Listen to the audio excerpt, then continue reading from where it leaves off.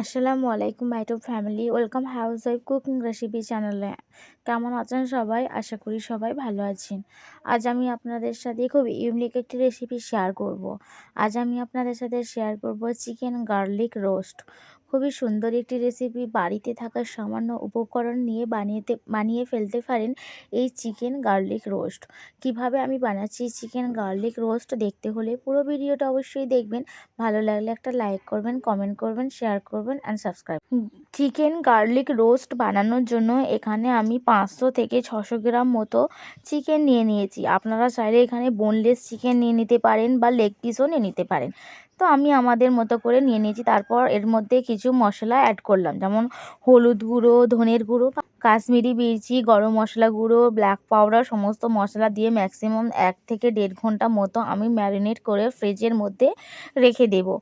সমস্ত স্পাইস ভালো করে ম্যারিনেট করে নেবেন। আর আপনাদের কাছে যদি টক দই থাকে সেটি অবশ্যই দেবেন, কিন্তু আমার কাছে টক দই ছিল না, তাই আমি এটি স্কিপ করলাম। আপনাদের কাছে থাকলে অবশ্যই ম্যারিনেটের সময় দিবেন। তারপর চিকেন গার্লিক বানানোর জন্য এখানে আমি বড় সাইজে 2টো পেঁয়াজ কুচি নিয়েছি, টমেটো কুচি নিয়েছি, ধনেপাতা কুচি নিয়ে নিয়েছি, আমুলের একটি বাটার নিয়ে নিয়েছি। যদি আমুলের বাটার না থাকে তাহলে এমনি বাটারও নিতে পারেন। আদা কুচি নিয়েছি, রসুন কুচি নিয়েছি, আর রসুনের কিউব কিছু নিয়েছি। এখানে কিছু বাটা দিব না, সব কুচো দেবো। তো ফার্স্ট আমি কড়াইয়ের মধ্যে সাদা তেল দিয়ে দিলাম। তেলটি ভালো করে গরম হয়ে যাওয়ার পর পেঁয়াজ কুচি দিয়ে দেব। পেঁয়াজটি ভালো করে আমি হালকা ব্রাউন কালার করে নেব, নেড়ে চেড়ে ভালো করে ব্রাউন কালার করে নেব।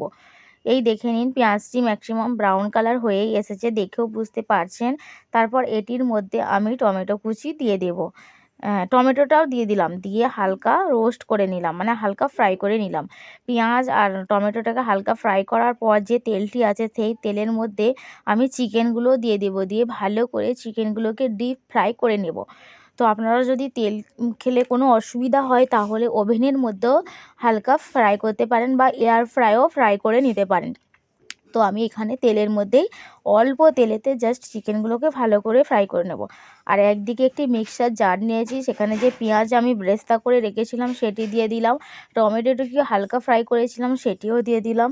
তার সাথে দিয়ে দেব রসুনের কুচি, আর আপনাদের কাছে যদি শুকনো লঙ্কা থাকে সেটি দিতে পারেন, আর কিছু খাড়া মশলা দিয়ে দিলাম। এখানে যেহেতু বাচ্চা খাবে তাই আমি এখানে শুকনো মরিচটি স্কিপ করলাম। তো এখানে চিকেনগুলো খুব সুন্দরভাবে ফ্রাই হয়ে এসেছে, দেখেই বুঝতে পারছেন কালারও কতটা পরিবর্তন হয়েছে। তো সুন্দরভাবে ফ্রাই হয়ে যাওয়ার পর আমি চিকেনগুলোকে আস্তে আস্তে করে একটি জারের মধ্যে তুলে নেব। এখানে চিকেন খুব ভালোভাবে ফ্রাই তো হয়েই গেছে, দেখে নিন। খুব সুন্দর একটি রেসিপি, অবশ্যই একবার ট্রাই করবেন। সেই চিকেন ভাজা তেলের মধ্যেই আমি 1 চামচ মতো বাটার দিয়ে দিলাম। যদি বাড়িতে বাটার না থাকে তাহলে নাও দিতে পারেন, কিন্তু বাটারটি দিলে এর ফ্লেভার আরও বেশি ভালো লাগে, খেতেও মজা লাগে। তো এখানে বাটারটি দিয়ে ভালো করে গরম হওয়ার পর এটির মধ্যে আমি রসুন কুচি দিয়ে দেব ও আদা কুচি দিয়ে দেব, দিয়ে ভালো করে একটু ফ্রাই করে নেব। খুব সুন্দর রেসিপি, এখানে দিয়ে ভালো করে একটু নেড়ে চেড়ে ফ্রাই করে নেব। খুব সুন্দর রেসিপি, স্টেপ বাই স্টেপ করবেন, খুব ভালো একটি রেসিপি রেডি হবে।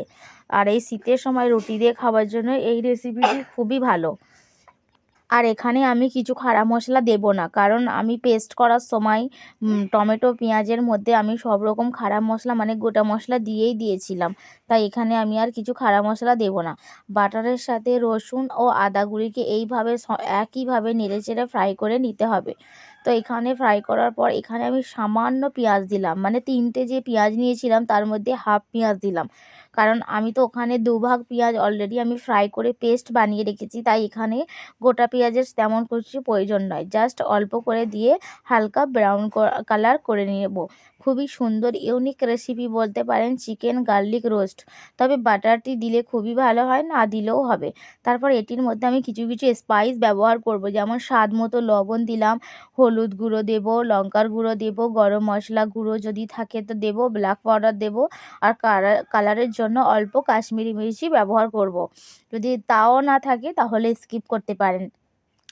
এইভাবে আমি সমস্ত গুঁড়ো মশলা দিয়ে মশলাগুলো ম্যাক্সিমাম 10 থেকে 15 মিনিট মতো কষিয়ে নেব, যাতে মশলা থেকে কোনো রকম গন্ধ না আসে।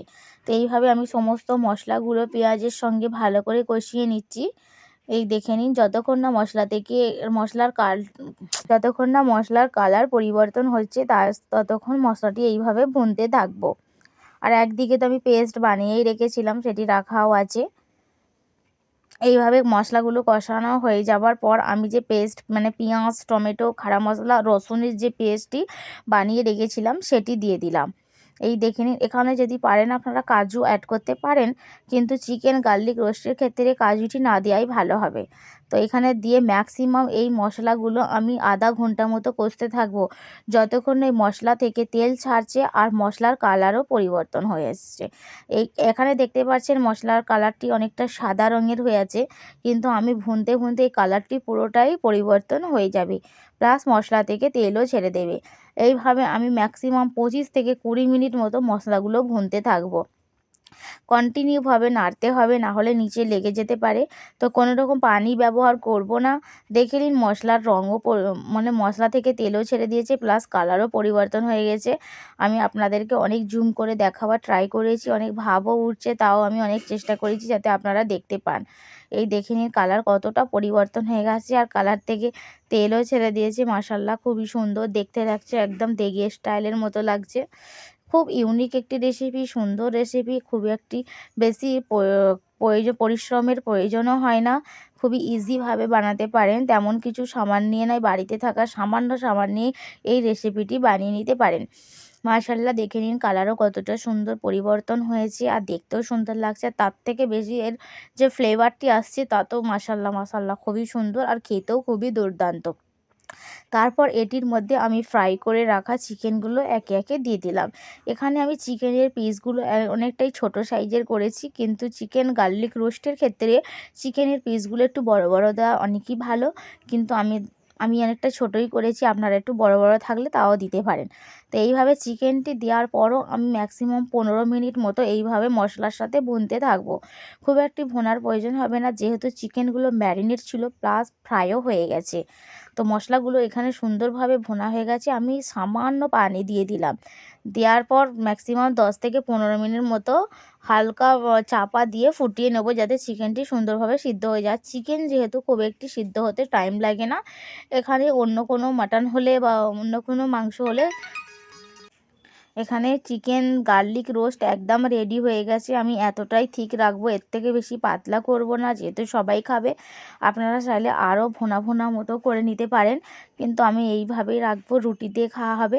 আর উপরে আমি জাস্ট সুন্দর ডেকোরেশনের জন্য ধনেপাতা ছড়িয়ে দেব। আর ধনেপাতা শুধু ডেকোরেশন না, খেতেও খুবই মজা লাগে, তাই আমি ধনেপাতা ছড়িয়ে দিচ্ছি। দেখেই বুঝতে পারছেন কতটা লোভনীয় জিনিস রেডি হয়ে গেছে। আর এই শীতের রাত্রে সবাই তো রুটি পরাটা কেউ না কেউ কিছু খায়। এইভাবে চিকেন গার্লিক রোস্ট বানিয়ে খাবেন, আর কিছু প্রয়োজন হবে না। আর খুব একটি বেশি কিছু সামান উপকরণ লাগেনি, জাস্ট বাড়িতে থাকা কিছু উপকরণ নিয়ে এই রেসিপিটি বানিয়ে নিতে পারেন। অল্প চিকেন দিয়েও বানিয়ে নিতে পারেন, বা অল্প মাটন দিয়েও এই রেসিপিটি বানিয়ে নিতে পারেন। এখানে আমার চিকেন গার্লিক রোস্ট একদম রেডি হয়ে গেছে। আর ফ্রেন্ড, আমার ভিডিও যদি আপনাদেরকে ভালো লেগে থাকে, প্লিজ একটা লাইক করবেন, কমেন্ট করবেন, শেয়ার করবেন। আর নতুন ফ্রেন্ড যারা, তারা চ্যানেলটি অবশ্যই সাবস্ক্রাইব করবেন। আল্লাহ হাফেজ।